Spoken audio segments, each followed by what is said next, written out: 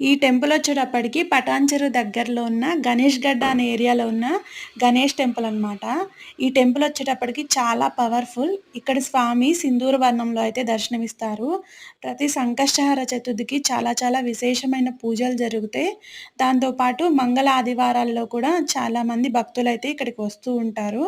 And ఇక్కడ నిత్య అన్నదానం గూడా జరుగుతూ ఉంటుందండి. చూసుకోవచ్చు. ఈ టెంపుల్‌లో ప్రత్యేకత ఏంటంటే, స్వామిని దర్శించుకొని 11 ప్రదక్షిణలు చేసి ఏదైనా కోరిక కోరుకుంటే, అది 41 రోజుల్లో అయితే మనకి కోరిక తీరుతుందంట. అప్పుడు వచ్చి 108 ప్రదక్షిణలు చేస్తారనమాట ఇక్కడ. ఇప్పుడు మీరు చూస్తున్నది టెంకాయలు కొట్టుకునే ప్లేస్ అనమాట. అండ్ ఇక్కడి నుంచి లోపలికి వెళ్తే మనం దర్శనం చేసుకోవచ్చు. దర్శనం అయినాక ఇలా మండపాలైతే రిలాక్స్ అవుతారు.